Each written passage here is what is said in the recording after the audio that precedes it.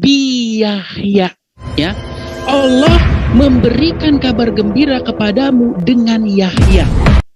Ya, saya teruskan. Yang membenarkan sebuah kalimat dari Allah, panutan, berkemampuan menahan diri, dan seorang nabi. Perhatikan kata Zakaria. Zakaria membalas. Zakaria membalas perkataan itu. Nah, ini yang saya bilang, ini yang membuat saya pusing, ya, yang membuat saya nggak paham. Zakaria ngomong gini, ya Tuhanku, ya, Kola, ya, berkata Zakaria, ya, Kola berkata, Robbi ana yakunu li gulamu, ya, artinya tuh begini, ya Tuhanku, bagaimana aku mendapatkan anak? Sekarang saya tanya sama Anda, dari mana Zakaria di sini tahu bahwa Yahya itu anak dia? Siapa yang ngomong kalau Yahya itu anak dia? Karena dikatakan begini loh, saya gembirakan kamu dengan Yahya. Ingat, Yahya di sini belum ada loh. Yahya belum ada di kolong langit, belum ada. Dia belum ada, belum dikenal, ya, belum lahir, ya, belum ada, nggak ada Yahya itu. Pertanyaannya, dari mana Zakaria tahu Yahya ini anak dia? Saya itu sama seperti ini loh. Kalau Anda sulit memahaminya, saya bilang gini sama Anda, wahai Don, ya, wahai Don, saya gembirakan kamu dengan dangguru. Nggak usah dangguru karena udah disebutkan tadi. Gini aja, saya gembirakan kamu dengan lungkang. Saya gembirakan kamu dengan lungkang. Coba saya tanya Anda, siapa lungkang itu? Seharusnya Anda nggak tahu lungkang itu siapa. Seharusnya loh, kalau kita mau kita secara logis, seharusnya Anda nggak tahu. Karena lungkang belum ada, belum lahir. Apalagi Anda ngomong, bagaimana mungkin saya punya anak? Loh, siapa yang ngomong kalau kamu punya anak? Saya cuma ngomong, saya gembirakan kamu dengan lungkang. Lungkang itu siapa? Seharusnya kalau ini di diskusi yang normal, harusnya Anda bilang gini, maaf, lungkang siapa ya? Saya digembirakan dengan lungkang itu maksudnya gimana? Maksudnya gimana kok saya bisa digembirakan dengan lungkang? Coba itu kalau diskusi yang masuk akal. Makanya saya mengajak kamu untuk merekonstruksi kisah ini. Ya, ibarat kata ini kalau kita filmkan, kita buat satu kronologis, kita film, kita reka adegan, apakah ini menjadi satu diskusi atau satu komunikasi yang masuk akal? Coba Anda bandingkan itu dengan dalam Bible, ya, jelas di dalam Bible itu dikatakan, wahai Zakaria, jangan takut ya Zakaria, sesungguhnya doamu telah dikabulkan dan sesungguhnya Elisabeth istrimu akan mengandung dan akan melahirkan seorang anak laki-laki bagimu dan engkau akan menamai dia Yohanes. Dia akan menjadi besar dan akan bla bla bla. Dia akan berjalan. Dia akan berjalan mendahului Tuhan. Perhatikan kata-kata dia akan berjalan mendahului Tuhan ini dengan kata-kata ini di dalam Quran ini, ya. Membenarkan kalimat darinya. Di sini kalau Anda di dalam Quran saya ada keterangan merah 118, maksudnya membenarkan kedatangan Nabi Isa. Ya, keterangannya di sini. Ya. Itu kalau di dalam Bible itu bunyinya gini, dia akan berjalan mendahului Tuhan. Karena dia itu mempersiapkan jalan bagi Yesus. Ya. Jadi maksud saya gini loh Don, ya. Cobalah ini kita rekonstruksi, kita buat reka adegan. Nah, sehingga kamu bisa membuat satu kriteria-kriteria apakah yang di dalam Quran ini apa conversation yang sungguh-sungguh terjadi. Apakah yang di dalam, halo, suara saya terdengar? Terdengar. Oke. Ya, sudah. Apakah yang di dalam Quran ini yang terdengar? Begitu dari saya. Ya.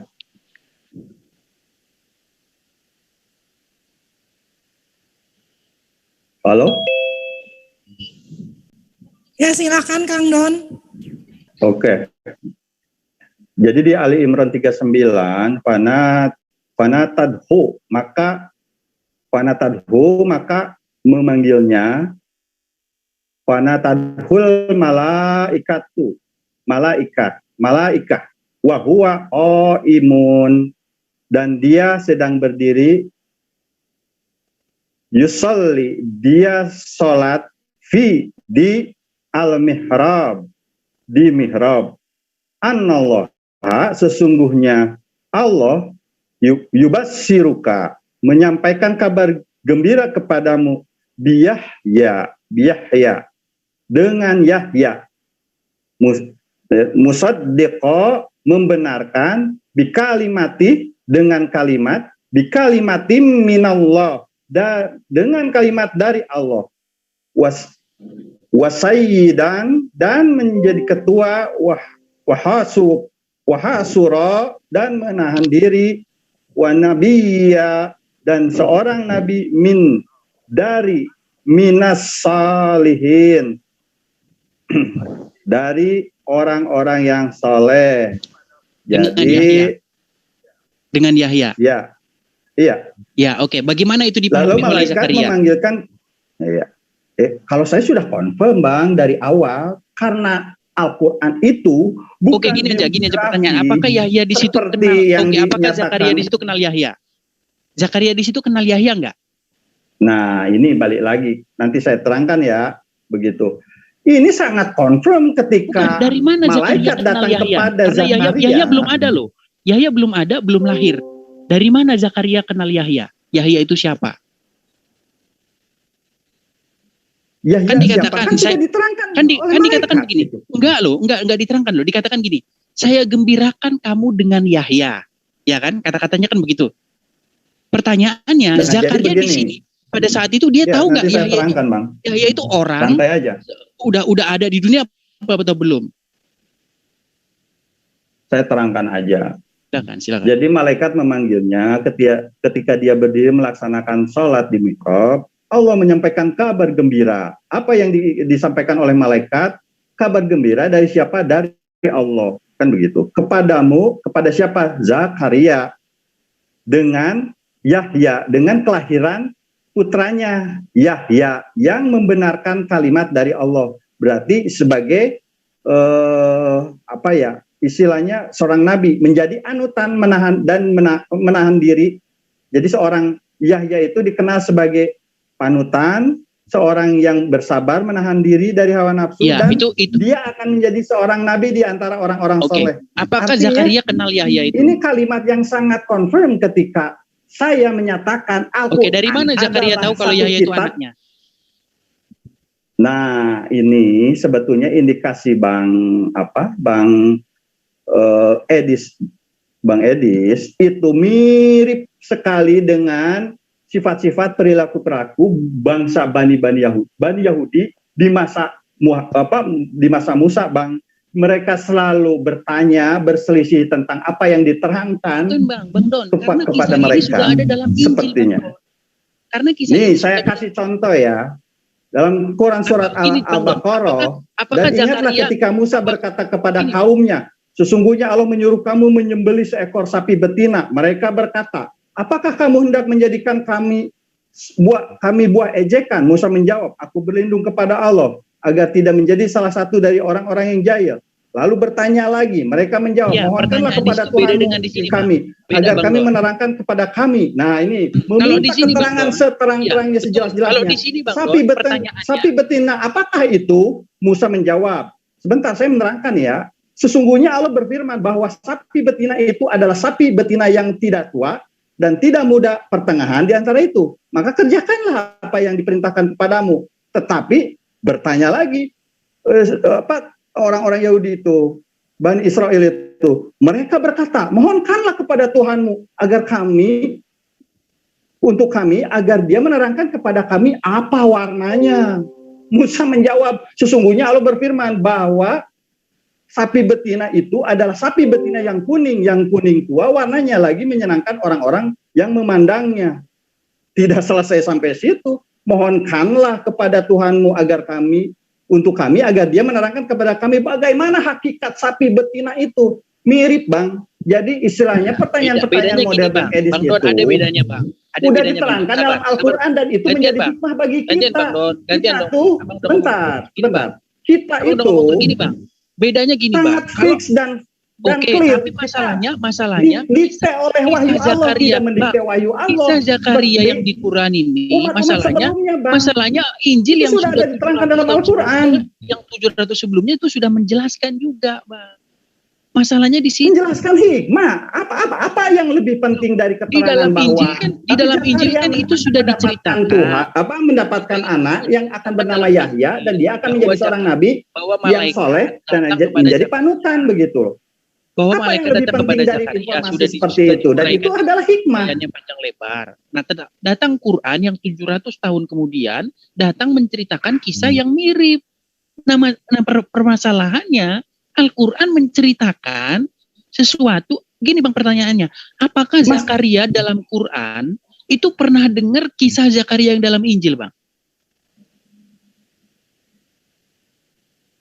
Halo Bang? Udah. Apakah Zakaria yang dalam Quran pernah dengar kisah Zakaria yang dalam Injil?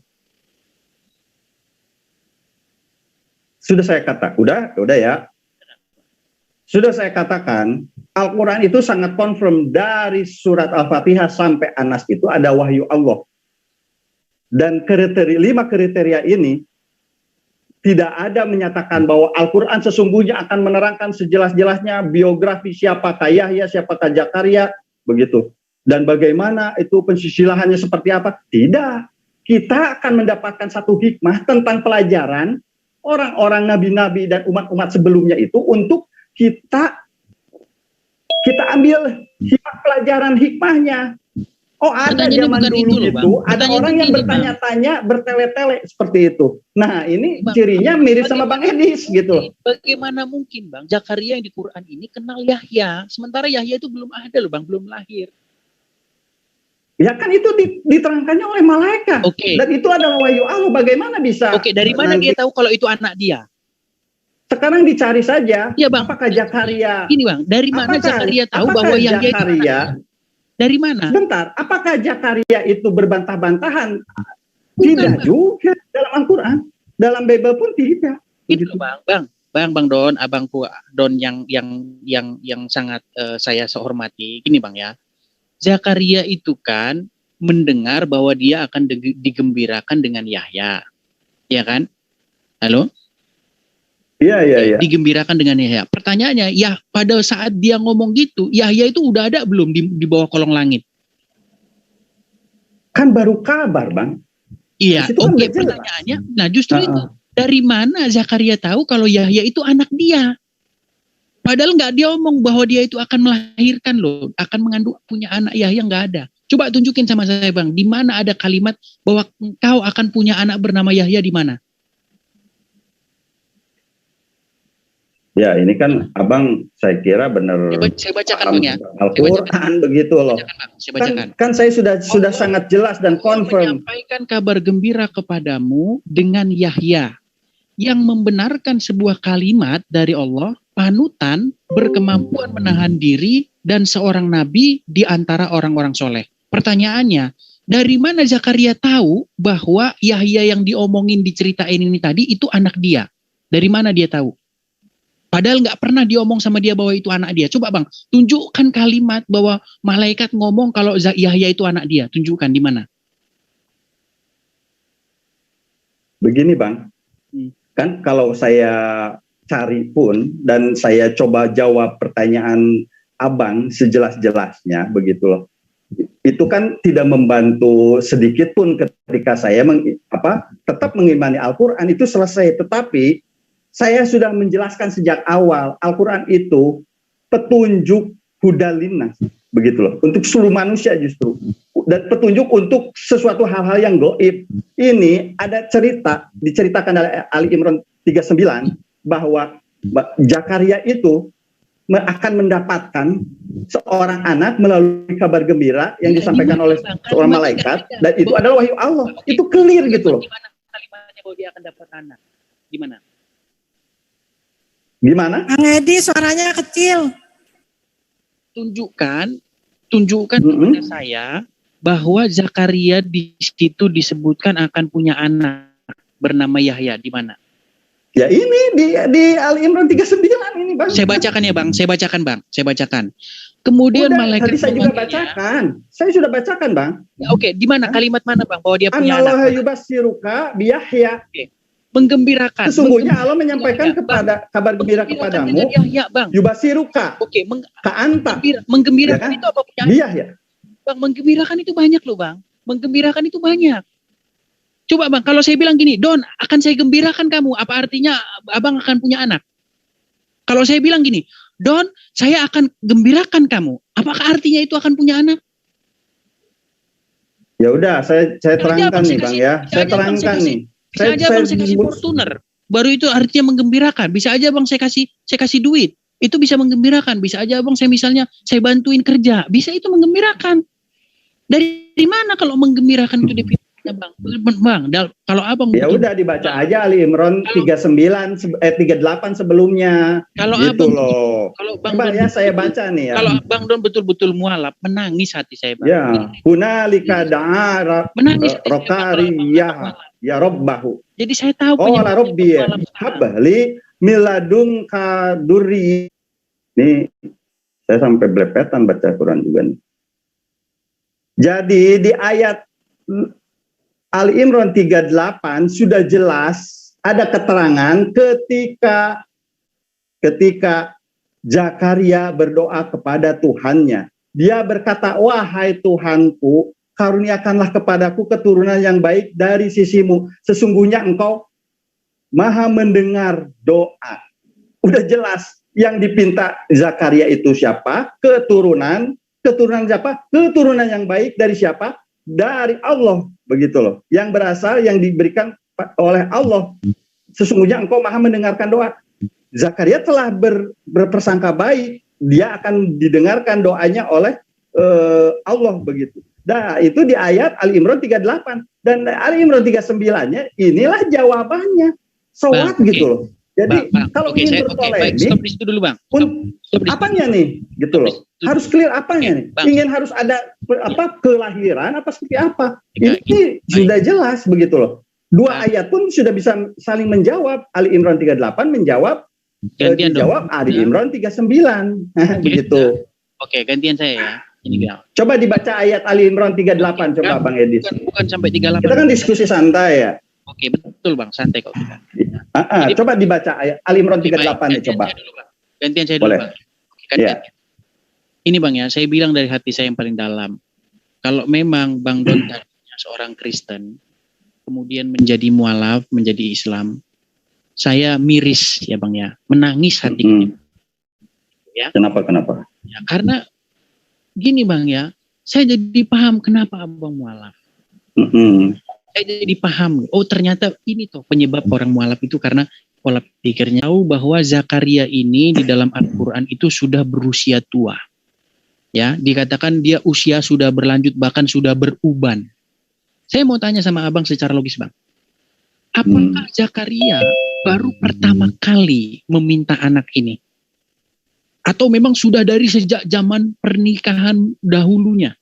Karena gini Bang, orang kalau nikah, kalau 5 tahun nggak punya anak, saya rasa sudah mulai dari situ dia sudah berdoa terus punya anak. Tapi ini sudah sampai beruban Bang. Berarti, oke saya tanya sama Bang, Abang setuju nggak bahwa Zakaria doa minta anak ini sudah sejak dulu, bukan pada saat ini saja? Saya tanya dulu. Setuju. Baik, sampai di situ. Kalau Abang baca di dalam Ali Imran, ya, di dalam Maryam, ada juga kisah yang sama dengan ini. Dikatakan di situ bahwa Zakaria berkata begini, aku belum pernah kecewa dalam berdoa kepadamu. Ya, itu di dalam, saya bacakan saja ayatnya ya. Itu di dalam surat Maryam. Itu sama saja Bang, membahas bagian yang sama. Maryam berapa? Maryam 7, ayat 7.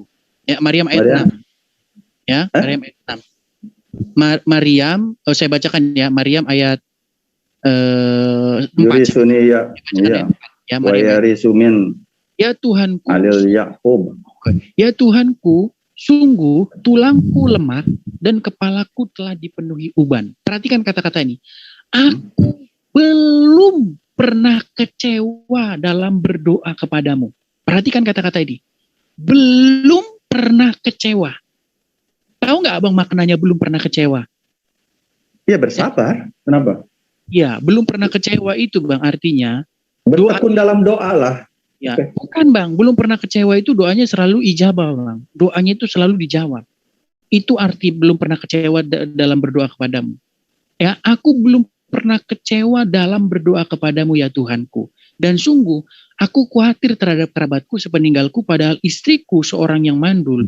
Maka anugerahilah aku seorang anak di sisimu, yang akan mewarisi aku dan akan mewarisi keluarga aku dan seterusnya dan seterusnya. Perhatikan di sini, ya.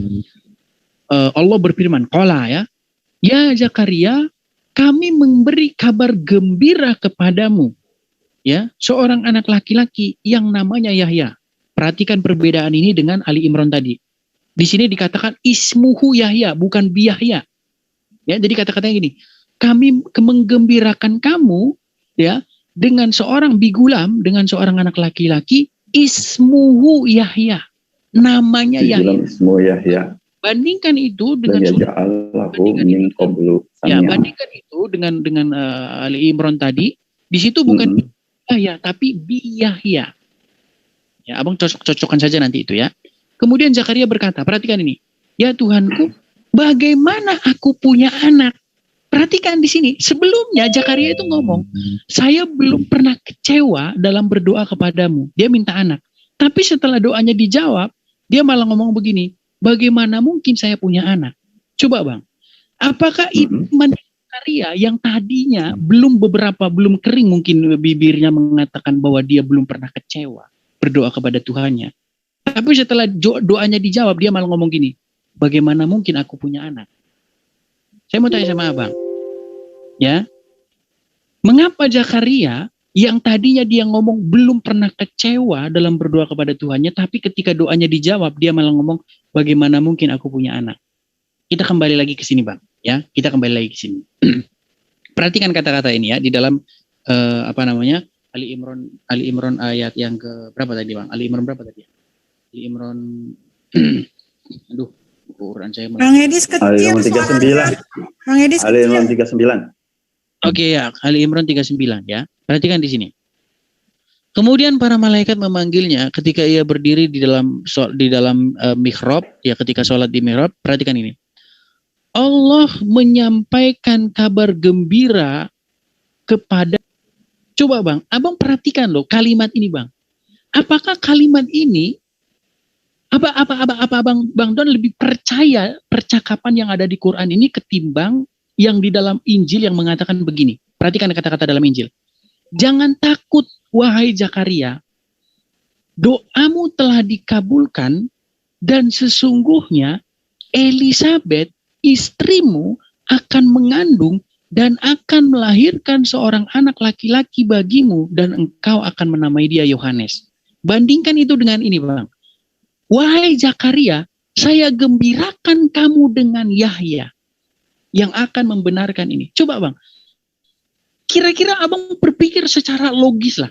Mana bang dialog yang silakan bang. Oke. Kalau saya sudah confirm Bang Edis ya, bahwa Al-Quran itu, balik lagi ya, kenapa Al-Quran itu adalah satu hikmah, dan dalam keterangannya pun itu sebagai petunjuk untuk kita tuh punya ibrah apa begitu loh, ketika kita membaca satu keterangan dalam kitab suci. Nah kan, Ali Imran 38 dijawab oleh Ali Imran 39, itu sudah cukup ketika ada keterangan Zakaria alaihissalam akan mendapatkan seorang anak yang bernama Yahya dan dia akan menjadi seorang nabi yang soleh lagi. Apakah itu tidak menjadi kabar gembira begitu? Nah, ketika ada keterangan yang lainnya, bagaimana aku akan mendapatkan seorang anak? Ya itu secara manusiawi. Ketika Sarah pun akan mendapatkan anak. Bukan bang, yang saya tanyakan bukan itu. Yang saya tanyakan begini loh bang. Logika sebuah percakapan itu loh yang saya tanyakan sama bang itu. Logika sebuah percakapan. Apakah percakapan yang terjadi itu yang di dalam Quran atau yang dalam Injil? Quran kalau jelas. Coba saya perbandingkan dengan begini ya. Ketika saya dulu mengimani Kristenan bahwa Yesus itu mukjizatnya menghidupkan orang mati. Dan apa yang saya dapatkan dalam keterangan Bible sendiri, begitu. Dia berdoa, ya kan? Di mana ya? Di Yohanes 11. Bang Edis. Berkata, Bapak. Kang Don, maaf saya potong Kang Don. Iya. Gimana? Kang Don. Iya, gimana? Maaf saya potong. Ini Bang Edis, tolong kembali ke tema ya Bang Edis. Jangan membahas topik. gitu. Jadi ini temanya makanya saya imbangi jadi. Iya. Ya ini kita kembali ke perjanjian baru. Saya bacakan. Ini bagian saya ya. Oke, kita sebentar ini dalam perjanjian baru saya bacakan, Bang. Ini kita bahas PB kan? Ya. Iya, sebentar ya. Saya baca ini isi PB nih. Ini saya baca isi PB nih. Dalam Lukas, ya di dalam Lukas pasal yang pertama ayat yang ke-5. Halo? Sebentar. Kedengaran, Bang? Ini kan bagian saya. Saya kan akan menjawab. Oke, ya. sebentar Bang, sebelum Abang menjawab, saya baca. Bang, sebelum Abang menjawab, saya bacakan dulu ya. Menit ya. Perhatikan ini. Oke. Maka tampaklah ya Lukas 1 pasal 1 ayat 11. Maka tampaklah kepada Zakaria seorang malaikat Tuhan berdiri di sebelah kanan mezbah pembakaran ukupan. Melihat hal itu, ia terkejut dan menjadi takut. Tetapi malaikat itu berkata kepadanya, "Jangan takut hai Zakaria, sebab doamu telah dikabulkan dan Elisabet, istrimu, akan melahirkan seorang anak laki-laki bagimu dan haruslah engkau menamai dia Yohanes. Engkau akan bersukacita dan bergembira dan bahkan banyak orang akan bersukacita atas kelahirannya itu. Ia akan menjadi besar di hadapan Tuhan dan ia tidak akan minum anggur, tidak akan minuman keras dan dia akan penuh dengan Roh Kudus mulai dari rahim ibunya dan seterusnya. Nah, sekarang Bang, itu kan percakapan yang ada di dalam Injil. Nah, di dalam Quran percakapannya bukan Zakaria doamu telah dikabulkan dan Elisabet istrimu akan mengandung dan melahirkan anak laki-laki bagimu. Enggak gitu. Percakapan dalam Quran enggak gitu. Tapi dalam Quran. Jadi konklusinya apa, Bang? Konklusinya itu aneh gitu. Oke. Konklusinya begini, saya enggak berani bilang Quran aneh. Nanti besok saya ditangkap polisi. Gini, saya bilang gini, ya. Apakah Zakaria yang di dalam Al-Quran pernah mendengar kisah Zakaria yang dalam Injil, Bang? Kenapa? Karena Zakaria yang dalam Quran ini, dia seolah-olah dia tahu bahwa Yahya itu anaknya. Padahal kalau kita baca di dalam Ali Imran 39, nggak ada Bang di sini dikatakan bahwa Zakaria itu anaknya dia. Dikatakan begini, saya gembirakan kamu dengan Yahya. Nah pertanyaannya dari mana Zakaria yang di Quran ini tahu kalau Yahya itu anak dia? Padahal Yahya itu belum lahir dan seharusnya Yahya. Karena kan Yahya belum lahir. Dari mana dia tahu kalau Yahya ini yang diomongin ini adalah anak dia? Padahal nggak diomongin. Oke. Gitu loh. Ya. Kesimpulannya aneh aja begitu kan? Nangkep nggak sih? Oke. Apakah percakapan Bang? Apakah ini percakapan yang masuk akal gitu loh? Oh, percakapannya nggak masuk akal berarti. Bertanya saya Bang, saya nggak menyimpulkan, saya bertanya. Apakah ini percakapan yang logis gitu loh? Iya. Ya, saya akan jawab pakai ayat aja ya di surat Yunus ayat 37 sudah jelas begitu. Dan tidak mungkin Al-Quran ini dibuat-buat selain Allah. Tetapi Al-Quran membenarkan kitab-kitab sebelumnya dan menjelaskan hukum-hukum. Nah, yang telah ditetapkannya. Tidak ada keraguan di dalamnya. Apa yang diturunkan dari Tuhan seluruh alam. Nah, itu jawabannya. Artinya, apa yang diterangkan oleh Al-Quran balik lagi. Gitu kan, itu hukum-hukum tentang sejarah-sejarah umat-umat sebelumnya dan hikmahnya seperti apa, petunjuknya bagaimana ketika kita mengimaninya, itu sudah clear begitu. Nah, saya akan mengimbangi tema saja karena ini temanya adalah perjanjian baru, apakah itu firman Tuhan, autentifikasinya kan seperti itu. Nah, Abang gantian nih, saya akan membacakan doa ketika Yesus membangkitkan Lazarus di Yohanes 11 ayat berapa ya? Ayat 20 ayat 41. Maka mereka mengangkat batu itu, lalu Yesus menengadah ke atas dan berkata, Bapa, aku mengucap syukur kepada Kau telah mendengarkan aku. Ayat 42-nya, aku tahu bahwa Engkau selalu mendengarkan aku. Tetapi oleh karena banyak orang yang berdiri di mengelilingi aku mengatakannya supaya mereka percaya bahwa engkaulah yang telah mengutus aku. Nanti di ayat selanjutnya, Lazarus marilah keluar dan bangkitlah Lazarus, begitu. Nah, saya ketika membaca ayat ini dan memperbandingkan dengan kejadian ketika Yesus berdoa di Taman Getsemani sehingga mengeluarkan keringat yang bintik-bintik keringat yang darah begitu, dan dia berdoa untuk terhindar dari cawan percobaan dari tetua-tetua Yahudi begitu, dari pengajaran mereka yang akan menyalibkannya. Ini kondisinya sama-sama berdoa. Ketika Yesus ingin membangkitkan Lazarus, dijawab, lah kenapa Yesus ketika ingin terhindar dari cawan percobaan, tidak terbebas dari persekusi si tetua-tetua Yahudi ini, apa alasannya Yesus tidak dijawab? Karena di sini sudah ada keterangannya di Yohanes 11 gitu loh, ayat 42. Aku tahu bahwa engkau selalu mendengarkan aku tetapi telah selalu mendengarkan aku. Artinya dua-dua Yesus itu didengar, Bang. Begitu. Nah, ini Abang silahkan terangkan. Abang kan ini temanya PB adalah wahyu firman Tuhan nih. Bagaimana ini? Kok kenapa dalam keterangan Bible justru Yesus yang disalibkan, tidak didengar doanya? Apa seperti apa ini?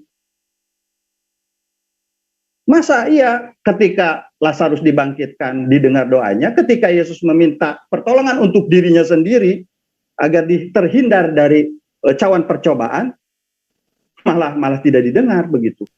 Nah, silakan diterangkan nih, Bang. Baik. Kalau jawaban pertama sudah jelas ya, bahwa Al-Quran itu membenarkan kitab-kitab sebelumnya begitu loh, dan sebagai penyempurna hikmah, penyempurna segala apa yang diterangkan dalam kitab-kitab sebelumnya itu udah clear ya.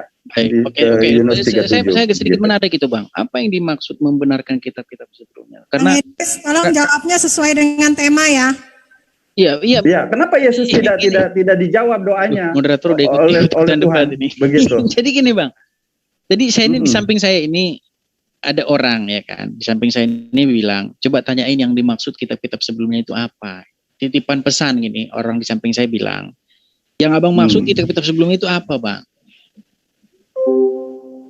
Udah jelas Torah, Zabur, Injil. Di mana? Kalau Injil, Abang mengatakan Injil, terus kenapa Abang menolak, mengatakan bahwa perjanjian baru itu bukan ini?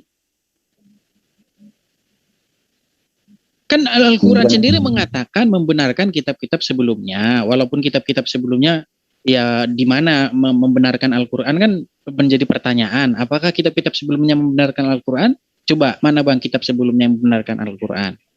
Ya kan? Karena biar nggak bingung, Bang. Coba, Bang, kitab sebelumnya itu perjanjian baru bukan?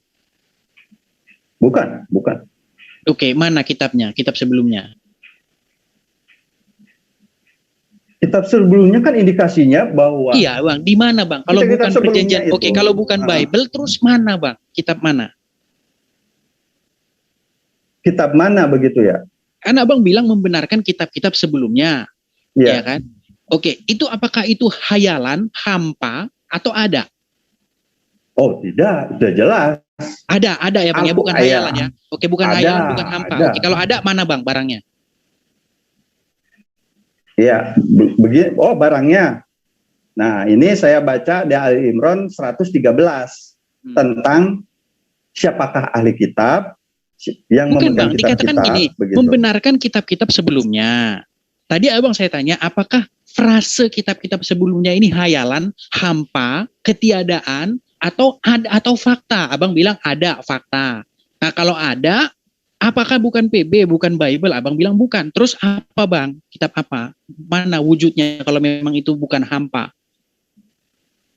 Oh, wujud. Tentang wujud. Oh, kalau tentang wujud sih udah clear. Sekarang kalau Islam membenarkan kitab perjanjian PB, PL, Bible yang diimani kekristenan 100% itu adalah kitab yang diturunkan oleh Allah, cuma naudzubillah. begitu. Iya, kalau itu gitu, oke, kalau gitu yang dibenarkan itu kita pernah, Bang. Ada sebagian wahyu-wahyu Allah di sana, kebenaran di sana, kita mengimaninya, tetapi jika ada satu penyelewengan, berarti bukan itu yang dimaksud, Bang. Berarti yang dimaksud, yang dimaksud membenarkan bukan kitab yang bukan itu. Nah, terus mana, Bang, kitabnya, Bang? Terus mana, Bang, kitab yang membenarkan itu, Bang? Silakan bertanya kepada yang sudah mengubah-ubah, menghilangkan, menambahkan, menyisipkan. Oke, dihilangkannya kapan? Oke, dihilangkannya. Oke, dihilangkannya sebelum Muhammad lahir atau sesudah Muhammad lahir? Dirubah-rubah itu sebelum Muhammad lahir atau sesudah Muhammad lahir? Sebelum. Oke, kalau sebelum, bagaimana mungkin dikatakan dalam Quran membenarkan kitab-kitab sebelumnya? Padahal kan sebelum Muhammad lahir, kalau sebelum Muhammad lahir sudah dirubah-rubah, bagaimana mungkin kitab yang sudah dirubah-rubah itu membenarkan Quran, Bang? Ya, begini saya jawab ya. Ketika Al-Quran ada pernyataan bahwa kitab-kitab sebelumnya itu sudah ditukar, gantikan oleh tangan-tangan yang yang zalim begitu. Nah, itu telah rusak dan mereka menyatakannya inilah dari Allah begitu. Ya, oke. Nah, apakah kitab yang rusak itu, Bang? Apakah kitab yang rusak itu yang membenarkan Quran? Sekarang begini. Bukan, Bang, pertanyaan simpel loh, Bang. Apakah biar jelas, Bang, yang kitab yang Abang maksud ini apa? Biar jelas diskusi kita. Apakah PB atau bukan gitu loh. Kan ditanyakan. Saya jelaskan. Ketika ada keterangan dalam Al-Quran bahwa kitab sebelumnya itu sudah dirubah-rubah, dan apakah benar? Kan kita uji nih, oke gitu loh. Nah, ini kitab suci nih ya. Bahkan perjanjian lama pun, terutama dalam kitab Taurat, itu 1000 tahun kemudian setelah kematian Nabi Musa, itu baru disusun kembali. Kitab Injil yang ada imani sekarang selisihnya satu abad dengan Yesus. Kita fokus, Bang. Kita revisi yang berulang kali yang sesuai perkembangan zaman, terjemahnya Alkitab seperti apa, dalam bahasa Inggris itu dilakukan oleh si Tyndale tahun 1525, terjemahan keduanya oleh Coverdale tahun 1535, terjemahan ketiganya. Bukan, Bang, ini loh, Bang. Abang bilang oleh Al-Quran membenarkan kitab-kitab sebelumnya.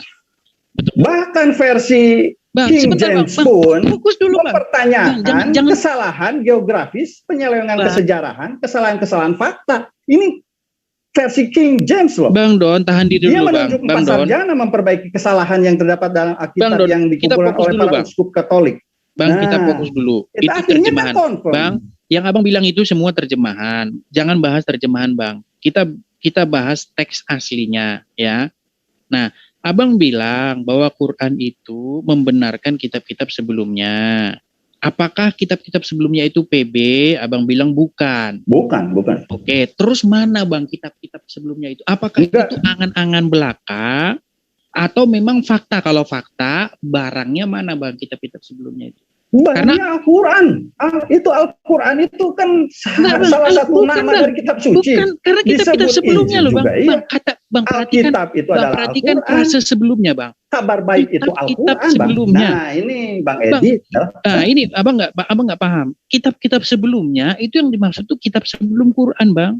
Bukan Sekarang Quran. Saya tanya, nama selain Al-Quran yang Anda pahami ketika Anda mengklaim Anda paham Al-Quran itu apa aja? Boleh di list. Nanti panjang lebar, Bang. Quran itu sendiri menurut ulama, ulama sendiri berdebat loh, Bang, tentang arti Quran itu. Ada banyak pendapat loh. Bang Edis, sesuai ayat aja, sesuai ayat. Enggak, tolong dijawab dulu. Al-Huda. Pertanyaannya Kang Don dijawab dulu. Jadi jangan melebar. Iya, ini. Iya, saya tuh ngikutin Anda loh, karena jangan menyimpang dari tema gitu loh. Pertanyaan Kang Don. Iya, nih saya balik lagi ya pertanyaannya ya. Kalau itu saya udah jawab. Ketika Yesus itu berdoa di Taman Getsemani, apa alasannya Yesus tidak terbebas dari percobaan, cawan percobaan? Sementara ketika Yesus membangkitkan Lazarus, dia didengar doanya. Itu gimana itu, Bang? Gimana tuh? Boleh dijelaskan nggak? Wah, saya di-mute terus ini sama moderator ini. Oke lah, nggak apa-apa, saya jawab ya. Saya jawab lah ya. Jadi gini, baca doa Yesus itu sampai selesai. Yesus menutup doanya dengan begini. Tetapi bukanlah kehendakku yang terjadi, tetapi kehendakmu lah yang terjadi. Makanya yang terjadi itu kehendak Bapa. Kehendak Bapa itu apa? Ya, bahwa Yesus sampai titik terakhir, ya, taat sampai mati. Nah, justru ketika mati kemudian bangkit, makanya Yesus mengatakan biji gandum itu kalau tetap tidak mati, dia akan tetap satu. Tetapi kalau dia mati, dia akan menjadi banyak. Kira-kira semacam itu ininya. Jadi gini Bang ya, Abang kalau baca Bible, mohonlah jangan separuh-separuh. Saya itu sebenarnya gini Bang, dari hati saya yang paling dalam, saya itu sedih sama Abang itu jadi mualaf. Kalau memang mantan Kristen sebelumnya, saya itu belum menemukan alasan mendasar kenapa Bang Doni itu mualaf gitu. Alasannya itu apa? Mungkin itu kita bisa diskusikan di Bang Edis kalau nggak sesuai tema itu mah bisa sesi lain. Kalau santai. Tema saya mute ya. Keterangan. Bang Edis kalau nggak sesuai tema nanti saya mute lagi. Oke, udah saya jawab. Silakan pertanyaan yang lain. Sudah saya jawab. Topik kembali ke topik. Berarti konklusinya, kesimpulannya Yesus tidak dijawab doanya ketika di Taman Getsemani. Bukan sudah dijawab, kan sudah dikatakan, bukan kehendakku yang terjadi tetapi kehendakmu. Iya, kehendak Yesus sampai berdoa dekat ketakutan. Gini Bang. Sampai mengeluarkan titik darah itu. Gini Bang. Itu indikasinya Yesus ingin disalib, apa ingin terbebas dari cawan percobaan? Kita pakai logika yang paling pendek aja sebetulnya, Bang. Yesus ingin kehendak Bapa yang terjadi. Kalau ingin mah berarti nggak usah kabur ke Taman Getsemani, menyerahkan diri aja ke tua Yahudi, Bang. Kan itu analogi yang paling sederhana. Abang tahu nggak lokasi Taman Getsemani itu di luar kota Yerusalem, dan itu sangat dekat dengan Bukit Zaitun. Itu lereng kaki Bukit Zaitun. Indikasinya setiap orang yang ingin melarikan diri, dia keluar kota dan melarikan diri ke hutan. Ini aja Bang Don. Separatis pemberontak gitu kan. Ini aja Bang Don. Kalau menyerahkan diri mah ke tengah kota atau ke pengadilan Pilatus seperti itu. Kan ini analogi paling pendek, Bang. Ya kan? Makanya Abang Don tidak membaca cerita atau kisah itu secara utuh. Jadi kalau Abang baca di bagian Lazarus, membangkitkan Lazarus itu ada perkataan begini. Saya bacakan saja ya. Saya bukakan ayatnya. Sabar. Yeah. Sabar ya. Tapi sebetulnya tidak dijawab ini sebenarnya doa Yesus itu. Ini mesti jawab. Jawab.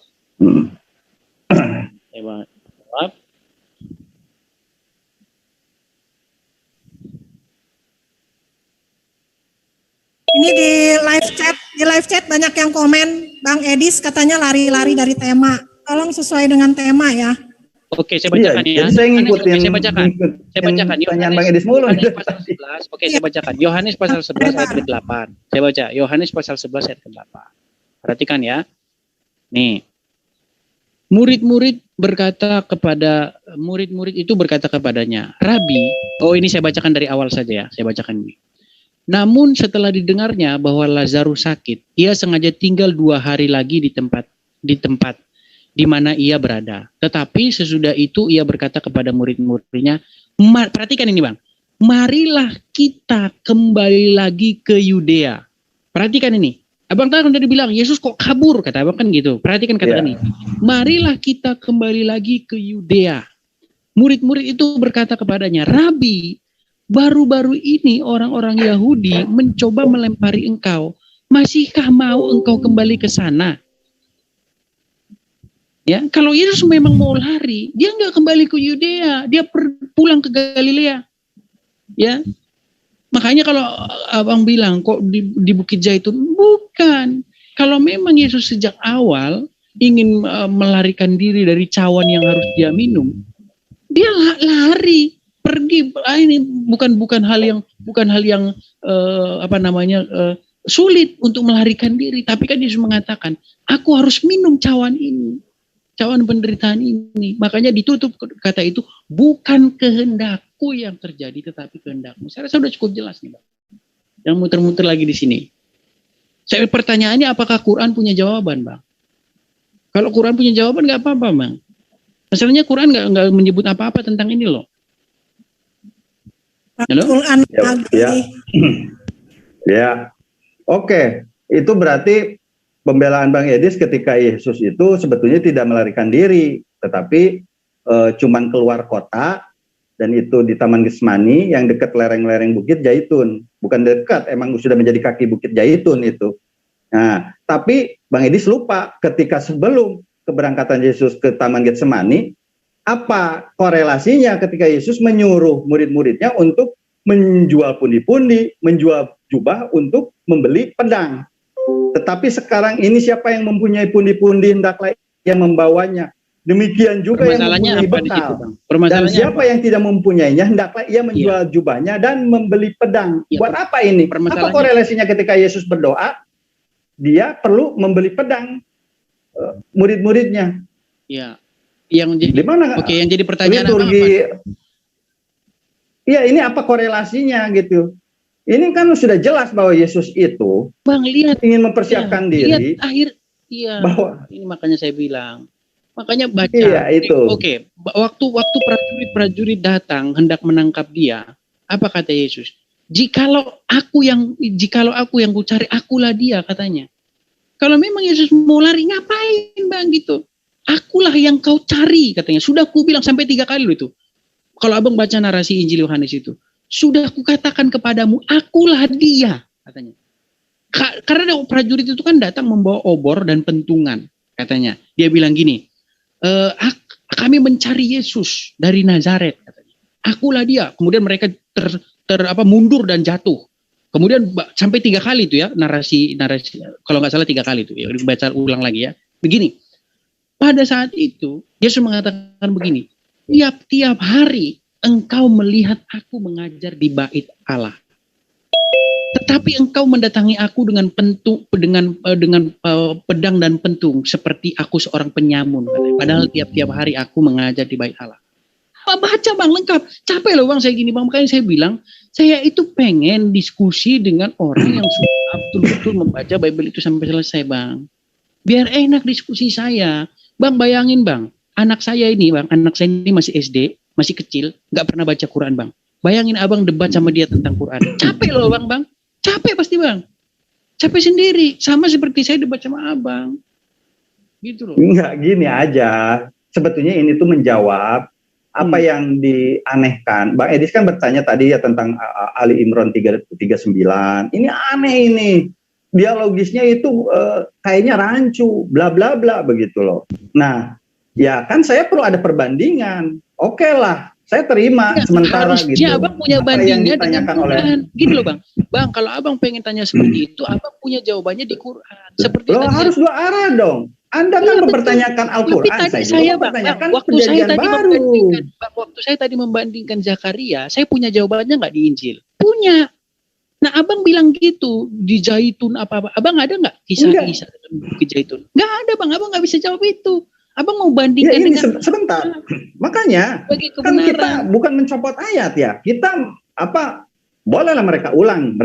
Ini apakah lebih aneh dari keterangan ketika ada malaikat turun kepada Nabi Zakaria menyatakan bahwa dia akan mendapatkan seorang anak bernama Yahya dan dia akan menjadi seorang nabi. Di antara orang-orang yang soleh jadi nabi lagi gitu. Itu kan kabar baik. Tapi Anda kan mempolemikkan di mana? Tapi permasalahannya dari mana melahirkannya di mana begitu loh. Dari mana Yahya? Dari mana Zakaria disebut tahu bahwa Yahya itu anak dia? Bisa aja loh Bang, Yahya itu anak orang Bang. Oke, sekarang saya kan bisa aja Yahya itu anak orang. Akan memperbandingkan apa korelasinya Yesus menyuruh muridnya menjual jubah dan membeli pedang. Begitu loh. Apa korelasinya? Oke, baik, saya jawab Bang. Ya begini saya jelaskan. Situasi pada saat itu genting. Yesus mengatakan, apakah selama ini aku kekurangan? Apakah selama ini aku mengutus engkau bla bla bla merasa kekurangan? Tidak. Maka sekarang barang siapa yang punya ini hendaklah mereka menukarkannya dengan pedang. Itu karena situasi pada saat itu genting. Tapi sekalipun begitu, kalau abang ingat waktu si Malkus ya, hamba imam dipotong telinganya. Apa kata Yesus? Sarungkan pedangmu itu. Barang siapa yang hidup dengan pedang maka apa? Gimana itu tulisan? Saya kurang ini. Barang siapa yang Bisa menghakimi, dia akan dihakimi begitu kan? Bukan seperti itu. Barang siapa yang bunuh dengan pedang akan terbunuh oleh pedang. Kurang ini kita baca lagi nih. Maksudnya gini, di situ ya, walaupun dikatakan di situ membeli pedang, tapi ketika pedang itu digunakan, ya ada satu narasi di sini bahwa Yesus sangat-sangat menolak kekerasan itu. Ya, dikatakan di situ sarungkan pedangmu. Katakan seperti, bukankah aku harus minum cawan yang diberikan Bapakku kepada? Jadi nggak ada abang yang aneh. Masalahnya abang itu tidak mau membaca Bible itu dari A sampai Z. Sementara saya sudah baca Quran dari A sampai Z. Itu loh. Bahkan sudah saya katakan berkali-kali di bawah kolong langit ini saya belum pernah ketemu seorang Muslim pun yang lebih dalam mendalami Al-Quran daripada saya. Yang lebih rajin baca Quran. Silakan.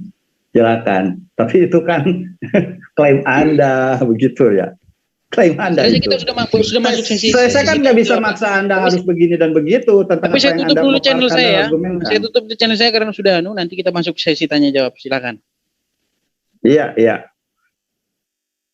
Jadi sebetulnya begini, ketika kita mendapatkan tema apakah perjanjian baru itu adalah firman Tuhan, saya sebetulnya ingin mengerucut ke sana, tetapi Bang Edis terlalu banyak mempertanyakan apakah autentifikasi Al-Quran dan keanehan-anehan yang didapati oleh Bang Edis itu bisa dinyatakan adalah apakah Al-Quran itu masih pantas disebut kitab suci. Saya sudah menjawabnya. Al-Quran itu tidak semata-mata biografi para nabi, selengkap-lengkapnya apa yang diharapkan kita ada dari sana. Justru kita yang harus terdikte oleh wahyu Allah. Kenapa? Hikmah dalam perjalanan kaum-kaum sebelumnya, bangsa Yahudi, bangsa Israel, telah bersungut-sungut, telah tegak tengkuk, membunuh para nabi, dan mempertanyakan apa yang diperintahkan oleh Tuhan melalui Musa. Itu hikmah bagi kita. Bang Don. Oh, iya Bang. Bang Don, perjanjian baru itu jangankan firman Tuhan, perkataan Yesus aja bukan. Nah, itu dia. Betul. Iya. Coba tanya. Apakah Zulkifli ingin maju menggantikan Bang Don? Kau bukan lawan saya, Edis. Kau lawan dengan ayam saya, cocok. Edis, kalau anak saya ada di depan kamu yang usia 3 tahun, terus suruh kamu baca Quran, paman bacain Quran dong paman. Kamu bisa nggak baca? Nah, bisa nggak? Nggak. Jawab dulu. Belut. Bisa nggak kau jawab pertanyaan anak saya itu? Gimana? Paman. Kakek. Bisa nggak bacakan saya Al-Quran dong, surah Al-Baqarah ayat 102, bisa nggak Om? Kakek bisa nggak? Jawaban kamu apa, Des? Kenapa nggak bisa? Des? Des? Suaranya nggak kedengeran, Bang Edis. Ya, jadi Bang Don, kalau kitabnya Edis itu perjanjian baru itu jangankan firman Tuhan, duduk sebagai sabda Yesus aja kagak. Itu kesimpulan dari saya. Jadi jangan mau diputar ke Al-Quran, jangan. Tetap aja ngotot di situ. Minta kapan Yesus bertemu Lukas. Mengucapkan Tepolius yang mulia. Banyak orang yang menyusun berita-berita tentang kita. Coba tanya si Edis itu, kapan Lukas bertemu Yesus? Ini berbicara mengenai sabda Yesus aja dulu. Jangan duduk sebagai firman Tuhan. Sabda Yesus. Kapan Yesus mensabdakan Lukas 1 nomor 1? Itu aja dulu, coba tanya. Kapan Bukhari ketemu Muhammad? Betul, itu dijawab dulu Bang. Saya tuh akan banyak pertanyaan sebetulnya dari tadi itu. Cuma nggak gini, apakah orang yang mengkisahkan sesuatu harus bertemu dengan dia? Bukhari nggak pernah ketemu Muhammad, tapi dia menceritakan riwayat Muhammad banyak. Muhammad bilang begini, Muhammad bilang begitu, diriwayatkan Bukhari. Anda nggak pernah saya. Metodologinya jelas. Kalau hadis, justru PB itu disetingkatkan hadis pun itu indikasinya maudhu karena apa? Sanadnya tidak jelas Bang Don, siapa yang mewartakan. Saya bilang Bang Don, itu kita debat kusir Bang Don. Bukan debat kusir, parameter harus jelas. Kan Anda tuh memperbandingkan Al-Quran, berpertanyakan Al-Quran. Bang Don, kita ini banyak pertanyaan yang ini sebetulnya akan menampar Anda sendiri. Coba sekarang dijelaskan, Lukas 1 ayat 1 itu persaksian siapa, namanya siapa, begitu. Ditulis oleh siapa, Lukas bertemu dengan Yesus kapan, itu silakan diterangkan. Baik, bentar, silakan diterangkan. Silakan diterangkan. Bentar. Saya buka dulu ya. Saya ngatur ini dulu, ngatur YouTube saya dulu ya. Coba yang lain dulu nggak apa-apa. Bertanya dulu. Saya bacakan ya. Nih, Lukas 1 ayat 1. Theophilus yang mulia, banyak orang telah berusaha menyusun suatu berita tentang peristiwa-peristiwa yang telah terjadi di antara kita. Banyak orang itu jamak. Peristiwa-peristiwa itu lebih dari satu, jamak juga. Ya kan? Seperti yang disampaikan kepada kita oleh mereka, kita Theophilus dan Lukas. Siapakah Theophilus, siapakah Lukas? Nanti dijawab oleh mereka. Mereka ini siapa namanya? Dari semula sejak kapan? Adalah saksi mata. Saksi matanya siapa ini? Dan pelayan firman. Karena itu setelah nah ini kan konklusinya nih, aku menyelidiki. Berarti penyelidikan nih segala peristiwa itu berdasarkan apa? Berdasarkan balik lagi di ayat 1 di ayat 1-nya. Penyelidikan terhadap suatu berita yang disusun tentang banyak peristiwa yang telah terjadi, ya kan? Yang disampaikan oleh siapa? Mereka. Mereka ini siapa, Bos? Dari semula adalah saksi mata. Begitu. Silakan saksi mata mau saksi palsu, mau saksi itu kita di sana aja begitu loh pertanyaannya. Saya ingin confirm dulu nih Lukas 1 ayat 1 nih. Ya kan? Nah, ini silakan dijawab. Kenapa? Karena hadis ini konklusinya adalah penyelidikan dari segala peristiwa. Begitu loh. Penyelidikan berarti bukan firman Tuhan. Ya. Halo, gimana? Bang Don, jadi jangan pernah menyamakan hadis dengan Bible. Bible itu udah ada sanadnya. Hanya kata bapak-bapak gereja gitu aja. Jadi percuma. Iya, siapa itu? Iya. Saya Naja Media. Oh, Ustaz. Iya.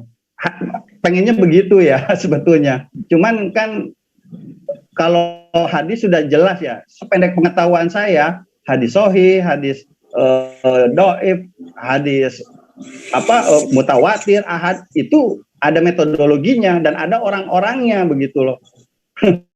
Nah ini kita tanya makanya ke Bang Edis, silahkan diterangkan karena ini perjanjian baru yang diimani oleh Bang Edis sebagai firman Tuhan. Bang Don, Lukas 1 ayat 1 ya.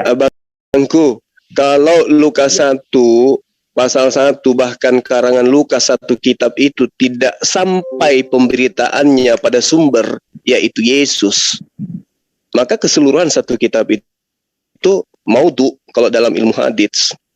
Nggak bisa dijadikan sebagai rujukan untuk dijadikan sebagai tolak ukur kebenaran. Oke, saya dikeroyok. Nggak bisa. Saya lagi ngomong sama teman saya, bukan sama kau. Belut. Diam. Selamat malam. Ya, jadi gitu, Bang Don. Betul. Kalau hadits itu kan, misalnya Rasulullah Muhammad SAW bersabda. Nah, kita harus ikutin. Ini informasi dari mana sampai kepada Rasulullah. Itu tangga sanadnya jelas. Ada critical sanad. Nah, kalau ini Lukas berkata, Yesus ini Lukas dapat informasi dari mana? Si fulannya siapa? Si fulan ini ketemu dengan siapa? Yang ketemu dengan siapa ini jumpa dengan di mana? Dengan siapa dia jumpa? Terus dengan siapa lagi dia jumpa? Terus sampai kepada Yesus. Kan Yesus sang firman. Jadi dia yang harus menjadi sumber. Karena dalam Yohanes 17 ayat 8, segala firman yang engkau berikan telah aku sampaikan kepada mereka. Berarti Yesus menyampaikan firman yang dulu di depan Yesus itu harus si A, si B, si C ketemu dengan si Z baru bertemu dengan Lukas. Nah, itu harus jelas. Kalau tidak, maudhu itu berita yang tidak bisa dijadikan sebagai kebenaran. Demikian, Bang. Baik, iya. Baik, nggak apa-apa. Saya lagi tidak bicara sama kau, kok dikeroyok pula kau. Bukan maudhu, Ustaz Zuma. Kalau ada yang lebih parah dari maudhu itu bisa dipakai kok. Iya, surat kabar Robe. Gimana admin? Apakah saya dikeroyok? Nggak apa-apa kalau saya dikeroyok, nggak masalah.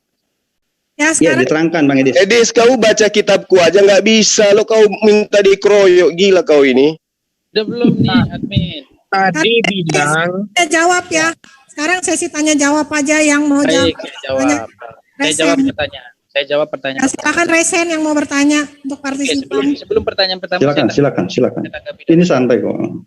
Masalah maudhu dan lain sebagainya. Jadi Zulkifli M. Abbas mengajukan satu pertanyaan sebenarnya yang Bang Edi, suaranya nggak kedengeran. Saya udah jerit-jerit loh, karena kalian pakai peralatan canggih. Hah? Mic-nya didekatkan ke mulut. Ini udah saya dekatkan ke mulut loh. Ini udah jelas Bang. Silakan, lanjut. Saya bahkan udah jerit-jerit loh di sini. Apa gara-gara ini tadi aja. Sekarang udah jelas. Oke, baik. Yang penting jangan disetting dari sana, dikecilin suara saya loh. Nggak bisa. Enggak lah. Jadi Zulkifli M. Abbas mengajukan satu pertanyaan yang bagus, tapi bagusnya itu untuk klaim sendiri. Dikatakan begini, kapan Lukas ketemu sama Yesus? Nah, itu akan saya balikkan juga dengan pertanyaan begini, kapan Bukhari ketemu Muhammad? Apakah karena seseorang tidak pernah ketemu, lantas dia mengatakan dia tidak bisa meriwayatkan sesuatu dari seseorang? Bukhari tidak pernah ketemu Muhammad. Nggak ngerti. Itu pertanyaan konyol itu. Ayo saya jawab ya. Ini dikeroyok lagi kan. Saya padahal belum ini loh. Beginikah cara memuliakan tamu di dalam Islam? Itu dijawab Ustaz Najib ya. Diam kan saya sedang menjawab loh. Saya sedang menjawab nih. Ya. Jadi gini, tidak bertemu bukan berarti dia itu tidak bisa menginformasikan sesuatu tentang seseorang. Nah, masalahnya Lukas itu hidup sejaman dengan Yesus. Dia hidup sejaman dengan Paulus. Sehingga informasi dia terhadap Yesus itu lebih akurat ketimbang Bukhari yang jauh sama Muhammad. Bahkan kalau kita baca hadis, katanya. Ya, menurut si A, menurut si B, menurut si C. Ini ada rantai kalau di dalam Islam dikatakan sanad. Maaf, saya batuk. Ada sanad. Sanad itu membuktikan jauhnya periwayatan itu ketika periwayatan itu sedang diriwayatkan.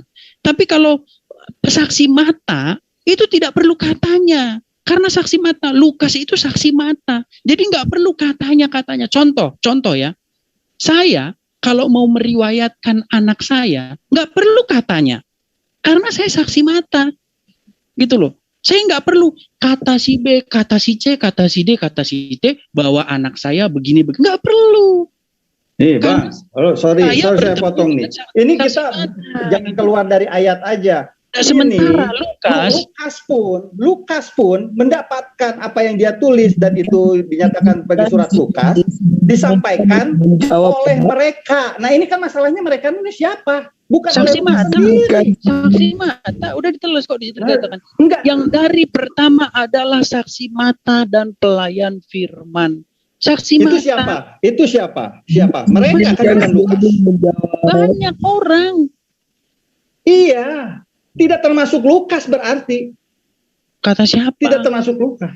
Kata siapa? Iya, dibaca aja Bang, Lukas 1 ayat 1. Yang jelas ya. Lukas meriwayatkan, saya bacakan. Theophilus yang mulia, saya hafal itu, enggak perlu saya bacakan ya. Theophilus yang mulia, banyak orang telah berusaha ya menyusun satu peristiwa yang selama ini kita dengar. Sehingga saya setelah saya menelitinya secara teliti, bijaksana dan cermat, saya memutuskan untuk membukukannya secara teratur bagimu. Supaya engkau mengerti bahwa apa yang selama ini engkau dengar adalah benar. Ya, dari para saksi. Enggak gitu. Nih saya bacain aja Theophilus yang mulia, banyak orang telah berusaha menyusun suatu berita tentang peristiwa-peristiwa yang telah terjadi di antara kita. Seperti yang disampaikan kepada kita oleh mereka. Dari semula adalah saksi mata. Saksi mata ini siapa? Mereka. Dan pelayan firman. Oleh karena itu, setelah aku menyelidiki segala peristiwa itu, dengan seksama dari asal mulanya, aku mengambil keputusan untuk membukukannya. Secara teratur. Begitu loh. Secara teratur. Dengan teratur bagimu. Begitu loh. Oke, jelas kan? Jadi jelas ya, buku Lukas asal-usulnya jelas. Saya tanya sama Anda, Quran dari mana? Kalau Anda baca Quran dari Al-Fatihah sampai Anas, nih, kan? Nah, ini hilang takut ini. Tanya nih. Enggak. Saya enggak dapat keterangan bahwa langsung dipotong. Bahwa Lukas ini adalah saksi mata, enggak ada. Kembali ke tema ya, maaf ini saya mute dulu. Soalnya ini ada yang mau bertanya ini dari silakan. Pertama dari Pak Ustadz Wafi, silakan Pak Ustadz Wafi pada silakan, Ustadz. Tanya. Ya, jadi Mute, Ustadz. Ya. Bisa didengar? Cek. Ya, bisa. Ya. Nah, tadi ya, ini pertanyaan sangat konyol tadi itu ya. Pernyataan sangat konyol menyamakan Lukas Yesus dengan Imam Bukhari dan Nabi Muhammad. Dan dia seolah-olah menyalahkan sistem periwayatan dengan sanad. Padahal al-isnadu minad-din laulal isnad laqala man syaa ma syaa. Sanad bagian dari agama, andaikan tak ada sanad, maka orang akan berkata semaunya. Sekarang saya tantang jenengan, ya, sampaikan satu ayat dari Lukas, sampaikan ayat itu periwayatannya dari Anda, sambung sampai Lukas. Saya bisa menyebutkan 18 hadis dari saya sampai ke Rasulullah. Ayo. Silakan Bang Edis, jangan ke Al-Quran lagi ya. Silakan. Ya. Kita sampaikan di sini bahwa mengatakan kalau saya tidak pernah Bukannya takut sesuai dengan tema. Temanya Bang Edis. Perkataan konyol ya. Karena aduh. Ya, sampaikan satu ayat Lukas yang Anda dapatkan dari bapak-bapak gereja, terus sanadnya sambung sampai ke Lukas bahwa itu benar-benar pernyataan Lukas. Nanti saya sampaikan satu hadis yang seimbang itu dari saya sampai ke Rasulullah, dan itu sudah termaktub dalam kitab-kitab para ulama. Monggo. Silakan. Ini saya bisa jawab nggak ini? Kalau saya jawab dipotong terus, kayaknya takut banget ini. Bukannya takut, sesuai dengan tema aja. Sekarang iya, jawab. Makanya saya dikasih kesempatan nggak menjawab. Ya silakan, tapi jangan keluar dari tema ya, bahas Al-Quran sesuai pertanyaan Pak Ustadz Wafi aja. Dia kan bilang bahwa saya membanding. Coba diulangi lagi pertanyaannya, takut nanti lupa lagi. Ya. Dari Ustadz Wafi, coba. Bahwa saya menyamakan. Pertanyaannya. Pak Ustadz Wafi tadi pertanyaannya apa katanya Pak Ustadz Wafi? Gimana nih? Kalian nanya, saya mau jawab, tapi bukan diulangi dulu. Nah, iya. Nah, tadi Anda mengatakan mata rantai itu tidak penting, sanad tidak penting. Lalu coba sebutkan riwayat saya tentang nggak bilang tidak penting. Saja, yang saya katakan sanad itu membuktikan betapa jauhnya riwayat itu terjadi. Sudah katanya. Udah nggak jelas itu. Udah nggak jelas karena udah katanya itu udahnya. Loh. Ini justru menjadi perbedaan kitab suci kami dengan Anda.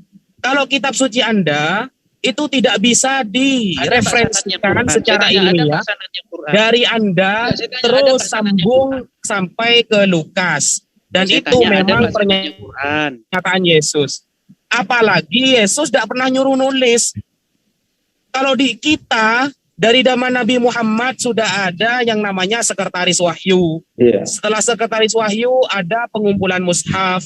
Terus diriwayatkan yang namanya mutawatir, ramai disampaikan oleh orang banyak sampai kepada kita.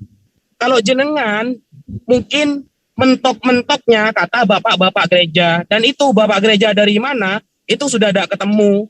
Apalagi Yohanes anaknya siapa itu tidak akan ketemu ada di mana gitu. Itu kelemahan kita. Ini saya mendengar ceramah atau saya mau jawab nih? Ya silakan dijawab, silakan.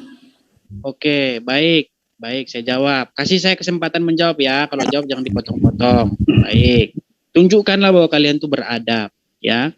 Begini. Kalau kalian membaca sejarah Islam, kalian sebenarnya akan mengetahui bahwa penggunaan sanad ya itu sebenarnya penggunaan isnad, transmisi periwayatan itu sebenarnya terjadi belakangan ya. Kalau kalian baca buku tafsir tertua Al-Quran itu tafsir Muqatil bin Sulaiman, nggak ada di situ sanad ya, nggak ada di situ sanad sama sekali, nggak ada. Tapi kalau kalian baca tafsir-tafsir yang belakangan, tafsir-tafsir yang bisa dibilang kemarin sore ya seperti Ibnu Katsir dan tafsir-tafsir yang non tradisional ya, tafsir-tafsir modern, ada sanad di dalam banyak. Ya. Istilah sanad itu sebenarnya baru muncul belakangan. Ya. Apa buktinya?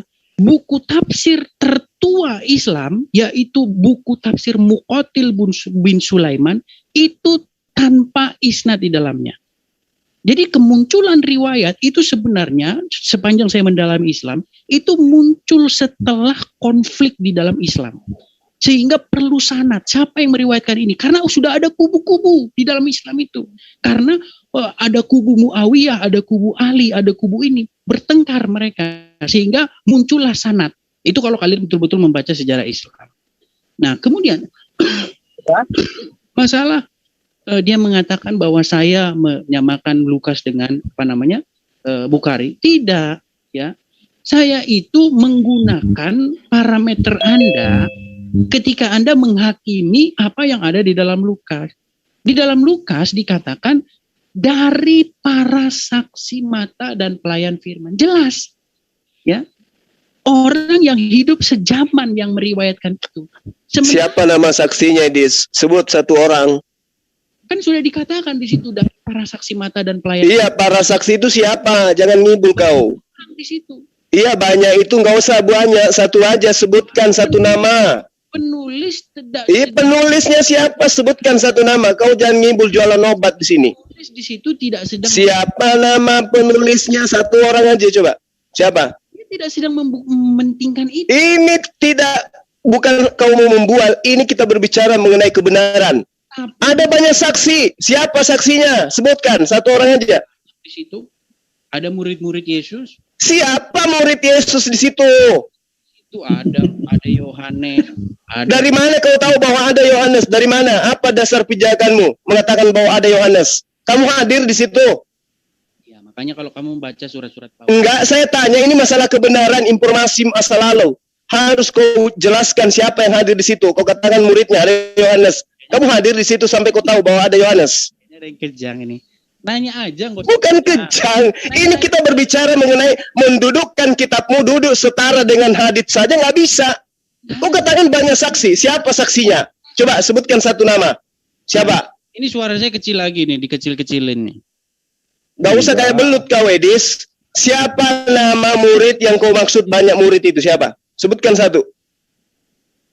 Sudah saya katakan, penulis belum dikatakan. Siapa namanya? Siapa nama murid yang hadir bertemu dengan Lukas? Siapa? Muter-muter lagi. Siapa?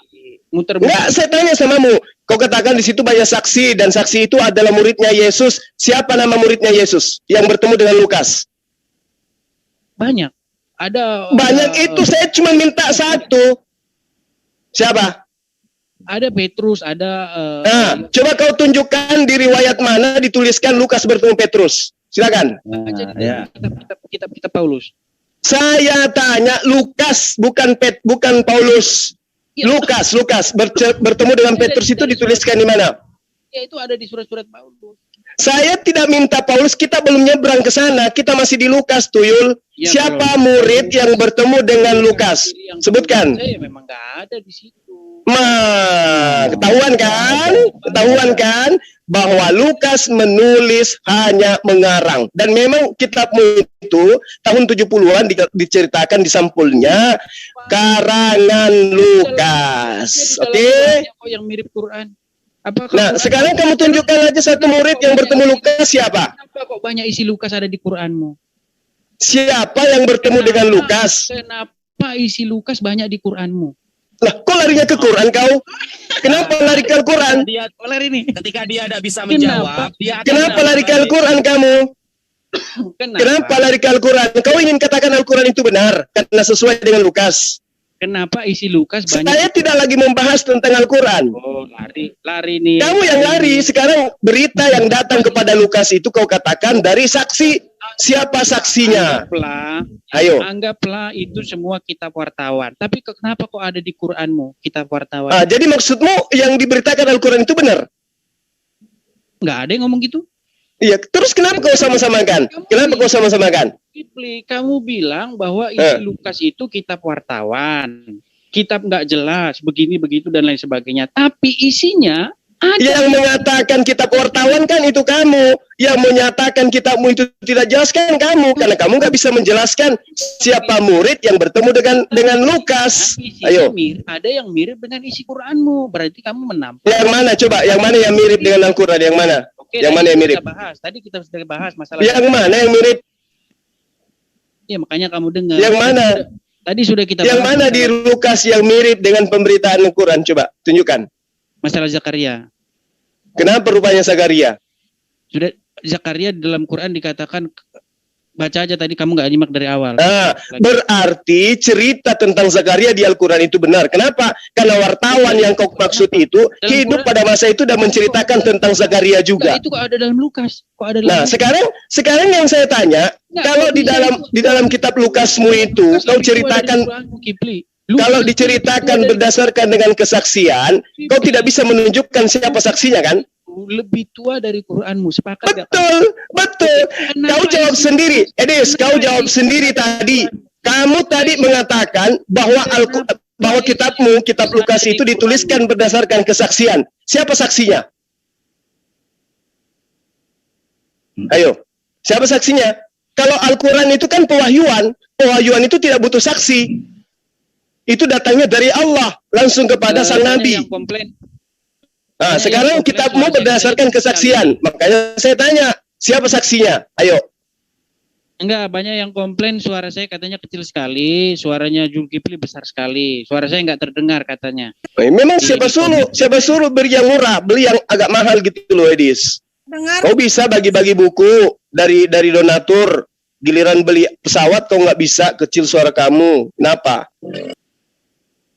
Jadi kamu sudah setting. Kalau kamu tidak mampu menjawab, kamu kecilin suaramu. Kamu yang setting itu. Udah jerin-jerin loh. Kamu kayak si Kace. Debat dengan saya si Kace itu, dia tuduh saya yang rusakin HP-nya. Kan gila. Sekarang kau tuduh lagi orang di sini yang ngecilin suaramu. Sementara power vokalnya kamu yang pegang. Gimana sih lo? Enggak, soalnya banyak yang ngomong suaramu nimpa suara saya. Ya memang kecil suaramu di sini. Sengaja kau kecilin. Ada nggak settingannya di situ diperbesar suara saya? Nggak bisa, mana ada? Bisa. Nggak ada. Nah sekarang giliran pertanyaan saya. Tadi kan Ustadz saya mohon maaf, yang kayak begini, belut kayak begini nggak bisa dibiarin. Pertanyaan saya, dengarkan.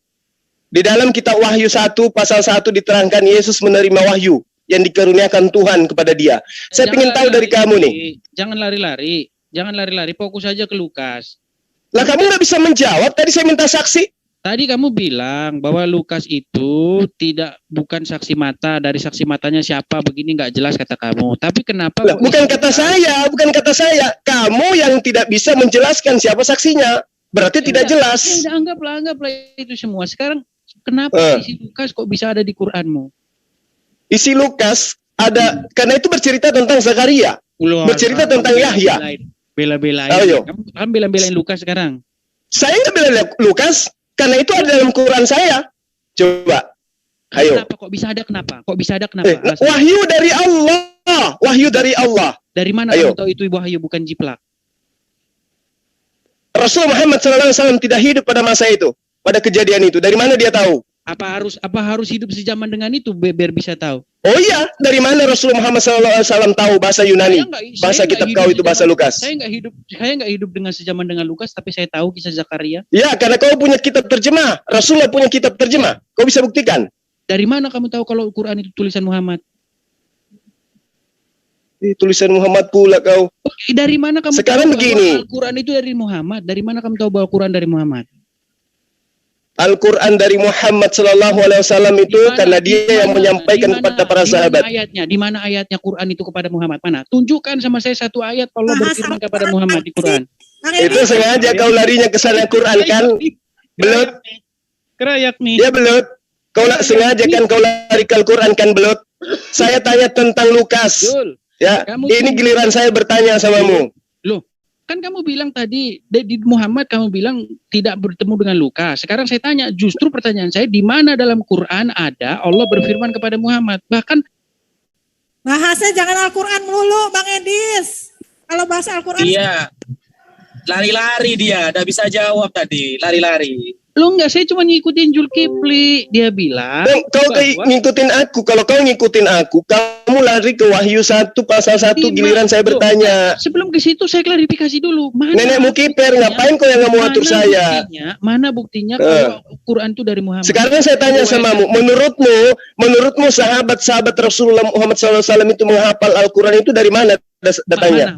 Di mana di situ? Mana tunjukkan ayatnya? Lah siapa yang menghafal Quran? Makanya kau belajar kodifikasi Quran. Mana ayat dalam Quran kalau sahabat hafal mana? Kan Rasulullah Muhammad SAW itu menerima wahyu menyampaikan kepada para sahabatnya. Jadi menurutmu Al-Quran itu disampaikan kepada siapa? Mana ayatnya di Quran kalau Quran? Saya tidak sedang ingin menunjukkan kepada kamu, oke? Ini giliran kamu ditanyai. Kan kamu yang menantang tuh. Kamu ditanya tentang kitabmu. Edis, kau jangan kayak belut. Ini giliranmu ditanyai tentang kitabmu. Kenapa kamu takut sekali ditanya tentang kitabmu, Edis? Takut, Edis. Topik Bang Edis, kembali ke topik. Kalau enggak saya mute terus. Ya. Kenapa kamu kayak belut, Edis? Takut sekali ditanya tentang kitabmu. Tadi kan sudah saya Kenapa? jawab. Tadi Tidak kan ada kamu jawab. Sekarang giliran saya bertanya. Kenapa kamu nggak mau ditanyai? kita tahu. Kamu nantang mau ditanyai tentang kitabmu. Kenapa giliran saya mau bertanya? Kau nangis kayak begini. Kenapa? Tidak ada yang nangis. Kan Kalau kamu mau dikasih ruang untuk berdialog, untuk cari muka lewat Zoom saya ini, kau harus ikuti alurnya. Kau yang mau ditanya tentang kitabmu, kenapa rupanya kayak belut kau? Kayaknya ketakutan Zulkifli mengeroyok. Loh, justru yang ketakutan itu kamu ditanya. Ini kan giliran kamu yang ditanya. Kenapa kamu nggak mau ditanya? Kan sudah saya jawab. Saya belum bertanya. Itu Saya belum bertanya. Lukas mengatakan. Ya, sudah. Oke, sekarang giliran saya bertanya. Itu kan pertanyaan ustaz saya. Sekarang giliran saya bertanya.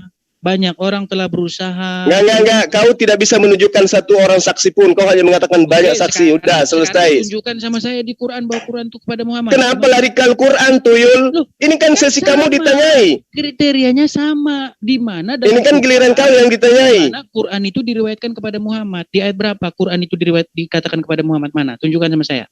Ini kan giliran kamu ditanyai. Loh, mana Quran itu diriwayatkan oleh Muhammad? Mana? Quran itu dari Muhammad mana? Mana ayatnya? Jawab partisipan Bang Edis. Edis yang menjawab, bukan Bang Edis yang bertanya. Ya tadi kan katanya satu persatu. Ini Zulkifli terus. Sesi tanya jawabnya partisipan nanya ke Bang Edis. Dia takut sama saya. Masa partisipannya cuma satu? Si Kifli takut terus. Sama saya kau memang dari dulu kau Edis. Kenapa takut? Buktinya tuh nggak mau ditanya sama saya. Soal masuk di sini. Kamu tadi sudah nanya sama saya tentang Lukas. Bukan saya nggak nanya, itu Ustadz saya punya pertanyaan, giliran saya bertanya kok nggak dikasih. Ya sekarang Bang Juma yang bertanya, Bang Juma giliran. Silakan. Oke, di dalam kitab Wahyu diterangkan Yesus itu mendapat karunia.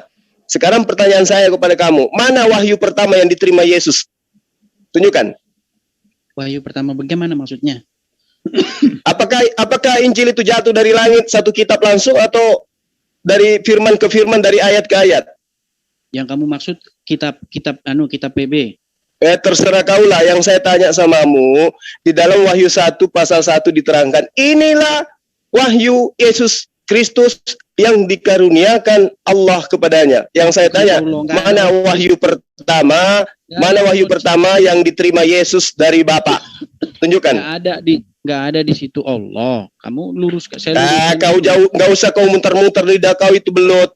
Mau Allah, mau bapak, mau kakek, terserah. Sekarang saya tanya samamu. Kenapa kamu ngemis-ngemis bahwa Allah ada di situ? Saya nggak ngemis, Tuyul. Itu aja di kitabmu. Kalau saya tunjukkan di kitabmu terjemahan lama ada Allah, gimana? Di mana ada Allah? Bukan Allah loh di situ, Allah. Ya, terserah kaulah, Tuyul. Mau menipu kayak manapun terserah, suka-suka kau saja. Sekarang saya tanya samamu, wahyu pertama yang diterima Yesus itu dari mana? Yang mana? Ya, jawab dulu Bang Edis. Pertanyaanmu nggak jelas. Pertanyaan wahyu pertama gimana maksudnya itu? Astagfirullahaladzim, belut. Enggak, pertanyaan ini kan. Ya. Tadi Edis ini mengatakan kalau riwayat tentang sanad itu baru muncul di tafsir Makotil. Itu saya ingin tahu referensinya dari mana. Ini aja kamu jawab aja udah salah. Mana ada saya bilang begitu. Kamu bilang tadi begitu. Tafsir pertama dalam Islam itu. Kau nipu aja terus kerja kau kayak belut kau. Buku tafsir tertua di dalam Islam itu adalah tafsir tertua berarti yang pertama kan? Ya, namanya tafsir Muqatil bin Sulaiman. Di sini dari mana kau dapat informasi itu? Silakan Ustaz Naja. Oke, kamu punya nggak buku tafsir Muqatil bin Sulaiman? Ya, udah. Okay. Kau diselamatkan sama Ustaz itu. Ada nggak isnad di situ? Ada nggak isnadnya di situ? Coba. Silakan Pak Ustadz Wafi kalau mau share screen. Coba ada isnad nggak di dalam buku Muqatil bin Sulaiman, tafsir tertua Islam? Ini tafsirnya Imam Ibnu Abbas, sepupu Rasulullah. Tanwirul Mikbas bin Ibnu Abbas. Oh, malah lari Ibnu Abbas kamu itu. Ngapain lari Ibnu Abbas? Saya tafsir. Katanya Anda tafsir tertua adalah Muqatil. Sedangkan ini ada tafsir Imam sahabat Abdullah bin Abbas. Beliau asli sepupu Rasulullah. Lebih tua mana Muqatil sama Ibnu Abbas? Dari mana kamu tahu dia nulis buku? Mana bukunya, manuskripnya? Orang buku yang kamu tunjuk aja, buku cetakan kemarin sore. Dasar. Kok dasar kita itu bicara manuskrip, bukan bicara buku cetakan. Kalau tafsir Ibnu Abbas itu Edis, ya Allah. Kamu kok nggak tahu. Tuh, sekarang saya tanya kamu, tafsir tertua apa? Itu udah dijelasin. Lanjut pesan aja. Tafsir yang paling tua itu tafsir Muqatil bin Sulaiman. Itulah tafsir tertua. Astagfirullah. Mana sih? Sahabat yang didoakan ahli tafsir oleh Rasulullah. Berarti di zaman Rasulullah sudah ada beberapa sahabat yang ahli tafsir. Dan tafsir yang ada di dalam riwayat Imam Ibnu Abbas itu ditulis. Berarti tafsir tertua adalah dari sahabat Abdullah bin Abbas, bukan Muqatil. Ya, karena kamu nggak tahu apa-apa, kamu belajar lagi aja. Capek saya ngajarin kamu. Ya, belut memang kayak gitu. Kembali yang tadi ya sudah dipatahkan ya, bahwa para sahabat itu sudah menafsir, ya mereka semua itu sudah diberi keilmuan oleh Rasul untuk menafsirkan ayat. Nah sekarang saya tanya samamu, wahyu pertama yang diterima Yesus itu yang mana?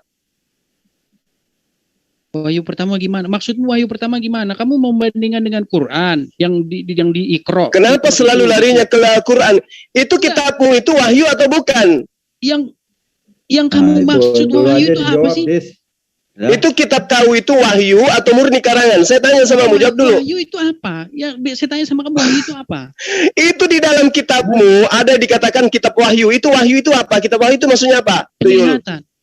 Oke, penglihatan pertama yang diterima Yesus itu yang mana? Penglihatan, Yesus nggak pernah penglihatan.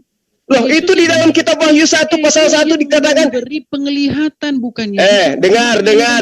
Kau jangan pakai jurus gerejamu di sini. Saya nggak suka. Di dalam kitab Wahyu nomor 1 pasal 1, inilah wahyu, inilah wahyu Yesus Kristus. Yang mendapat penglihatan Yesus atau Yohanes? Coba, inilah wahyu Yesus Kristus yang dikaruniakan Allah kepadanya. Gimana? Kepada siapa? Yang ngomong gitu siapa? Saya tanya samamu, Yesus itu menerima firman atau tidak? Saya tanya samamu. Saya tanya samamu, Yesus itu menerima firman atau tidak? Menerima firman. Oke, tunjukkan kepada saya firman pertama yang diterima Yesus itu yang mana? Firman itu apa sih memangnya? Nah, itu kan? Coba lihat. Coba lihat caramu untuk berdebat. Ya kayak gini lah caramu berdebat. Jadi setiap ada pertanyaan, kamu ambil satu kata untuk kau tanyakan kembali. Coba. Mana? Bukan seperti itu, karena kamu nggak paham dasarnya. Makanya kita. Apa dasar apa? Dasar apa? Di dalam Yohanes 17 pasal, dengar dulu. Dengar. Supaya kau belajar ya. Ini kalau kau ditanya tentang kitabmu ini kayak gini kau. Kutanya kau sama kau ya. Di dalam Yohanes 17 pasal 8, Yesus mengaku menerima firman dan kemudian Yesus mengaku menyampaikan firman. Sekarang firman pertama yang diterima oleh Yesus itu yang mana? Salahnya di mana? Enggak, salahnya di mana? Saya tidak tanya salah atau benar, Tuyul, saya tanya. Firman pertama yang diterima Yesus itu yang mana? Nggak ada dikatakan ini yang pertama, nggak ada dikatakan begitu dalam Bible. Inilah firman yang pertama kali. Memang nggak ada, tapi Yesus mengaku menerima firman kan? Iya, terus ada nggak dalam Injil dikatakan inilah. Kalau Yesus mengaku menerima firman mana yang pertama diterima? Ayo. Kenapa kok di-mute terus saya? Di-mute lagi. Sekarang saya tanya samamu, Yesus menerima firman. Firman yang pertama diterima Yesus itu yang mana? Di dalam Injil tidak ada informasi mengenai firman yang pertama kali diterima Yesus. Jadi tidak ada? Jadi kamu nggak tahu? Di dalam Injil tidak ada dikatakan inilah firman yang pertama kali diterima, nggak ada. Loh, tapi kan dia menerima firman. Ya, pertanyaanmu udah saya jawab, nggak ada di situ di dalam Injil dikatakan ini. Jadi kamu tidak tahu. Jadi kamu tidak tahu firman yang pertama, firman yang terakhir, kamu nggak tahu. Di dalam Injil nggak diinformasikan. Atau jangan-jangan kitabmu itu memang bukan firman yang diterima oleh Yesus. Ya, nggak masalah. Kamu mengatakan itu nggak masalah, Julkipli. Nggak masalah. Iya, nah jadi kan terbukti sekarang. Kamu nggak bisa menunjukkan wahyu yang diterima oleh Yesus itu yang mana. Ya kan? Nah, dengan kesimpulan ini nyata bahwa kitabmu itu memang hanya karangan. Tidak ada legitimasi dari Yesus terhadap kitabmu. Kenapa? Karena kau tidak bisa menunjukkan, mempertanggungjawabkan kitabmu bahwa itu berasal dari Yesus. Di dalam Wahyu 1 nomor 1, inilah wahyu Yesus Kristus yang dikaruniakan Allah kepadanya. Sebenarnya bukan Allah di sini, Theos. Inilah wahyu Yesus Kristus yang dikaruniakan Theos kepadanya, supaya ditunjukkan kepadanya, kepada hamba-hambanya apa yang harus segera terjadi, dan oleh malaikatnya yang diutusnya adalah ia menyatakan kepada hambanya Yohanes. Nah sekarang kamu tidak bisa menunjukkan itu karena terbukti memang kitabmu bukanlah firman yang diterima Yesus dari Theos. Demikian, silakan yang lain.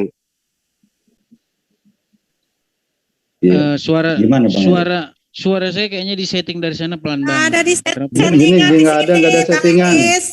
Ada ini ada pertanyaan nih sebelum teman-teman lain akan bertanya nih ya. Menurut Matius 17 ayat 5 sampai 8 ya, dan tiba-tiba sedang ia berkata-kata, turunlah awan yang terang menaungi mereka, dan dari dalam awan itu terdengar suara yang berkata, inilah anak yang kukasihi, kepadanya lah aku berkenan. Dengarkanlah dia. Mendengarkan itu tersungkurlah murid-muridnya dan mereka sangat ketakutan. Ya, pertanyaan saya, yang ngedengar suara ini siapa aja, Dis? Menurut logika paling pendek kamu itu siapa aja nih? Agak putus suaranya, coba bagian terakhir. Ya. Inilah anak yang kukasihi, tiba-tiba datanglah terdengar suara yang berkata, inilah anakku yang kukasihi, kepadanya lah aku berkenan, dengarkanlah dia. Ini suara siapa? Pertanyaan pertama, ini suara siapa ini? Suara Bapa. Suara Bapa. Oke. Yang mendengarkan suara Bapa ini siapa aja? Semua yang ada di situ. Semua yang ada di situ. Di sini diterangkan murid-muridnya, ada Petrus dan ada Yohanes Pembaptis. Betul? Betul. Oke. Sementara di Yohanes 5 ayat 37, ya, sabda Yesus sendiri, Bapa yang mengutus aku, dialah yang bersaksi tentang aku. Kamu tidak pernah mendengar suaranya, rupanya pun tidak pernah kamu lihat. Ini siapa yang berbohong? Iya, saya jawab. Matius, apakah Yesus di Yohanes ini? Saya jawab. Makanya saya bilang kalau orang kerjanya tukang nyomot-nyomot kayak ginilah. Waktu Yesus mengatakan, ya, kan saya mau jawab atau enggak ini? Dikasih jawab enggak saya? Silakan. Ya, makanya saya itu sebenarnya sakit kepala sendiri ketika menghadapi orang yang tukang menyomot-nyomot gini. Ketika Yesus mengatakan suaranya tidak pernah kamu dengar, Yesus mengatakan kepada siapa itu, saya tanya? Murid-muridnya lah.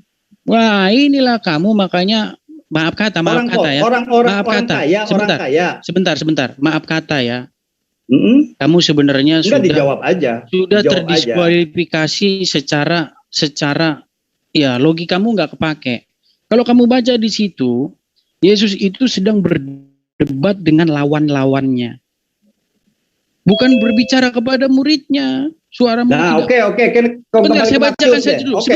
Sebentar, saya bacakan dulu. Sekarang biar yang mendengarkan suara di atas awan itu? Siapa? Kan Matius, sudah dikatakan murid-muridnya. Kan sudah dikatakan di situ. Di situ ada siapa saja. Di situ Berarti ada Yesus. itu Dengar dulu. Ini kan mau saya jawab. Firman. Suara mau Bapak saya itu jawab. Firman. Enggak. Kamu pahamin firman aja. itu apa sih? Yang kamu pahamin firman itu apa sih? Makanya ini suara Bapak ini apa ini? Yang kamu pahami dengan firman. Yang kamu pahami dengan firman itu apa sih? Voice over apa gimana ini? Ya, makanya saya bilang ya, inilah kamu itu sebenarnya umat terjemahan itu sebenarnya kamu. Gini loh. Firman itu bahasa Indonesia. Firman itu bahasa Indonesia. Bukan, itu bahasa Turkis. Farman. Inilah, gimana saya bisa jawab kayak gini kalau jawab dipotong-potong terus. Oke, lanjut. Ya. Logos itu, kalau kamu terjemahkan, kalau menurut bahasa itu logika. Ya, bukan sekedar suara gitu, seperti yang Zulkifli pahami. Tadi ditanya sama saya, firman apa yang pertama kali diterima? Dia pikir firman itu maksudnya omongan gitu. Enggak, berarti Yesus pernah setara dengan murid-muridnya mendengar firman langsung dari Bapa begitu ya. Dari Tuhan begitu, dari Theos. Matius jadi nabi tiba-tiba. Ini siapa ini? Petrus tiba-tiba. Enggak, ini siapa ini? Jadi setara dengan Yesus. Enggak, ini siapa begitu. Suara siapa sini? Doni, suara siapa? Doni? Oke, gini loh, seperti saya bilang, ketika di bukit itu yang ada di situ siapa saja, murid-murid itu siapa saja, ada di situ Petrus, ada Yohanes, dan ada saudara Yohanes yaitu Yakobus. Mereka itulah yang langsung mendengar di situ. Halo, sudah? Ya. Nah, sementara konteks yang di dalam Yohanes yang dikatakan suaranya pun tidak pernah kamu dengar, itu lawan Yesus, bukan murid-murid. Makanya saya bilang kamu ini bawa pertanyaan itu udah salah. Karena kamu nggak baca. Pertanyaannya itu kamu dapat dari orang, nggak kamu baca sendiri. Yang bersaksi bahwa Yesus adalah utusan Bapa itu siapa aja yang menyatakannya itu?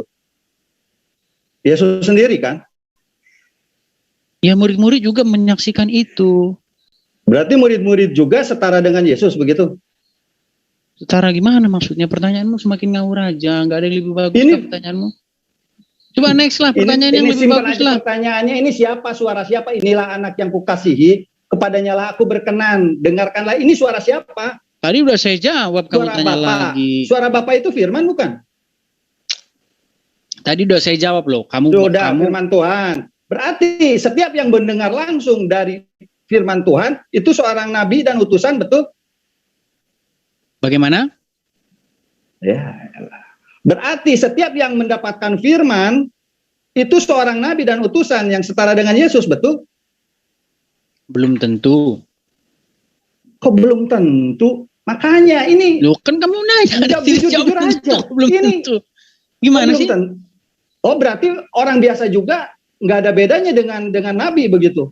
Ketika dia mendapatkan firman, ini nabi nih. Cuman orang biasa juga bisa. Ini gimana ini?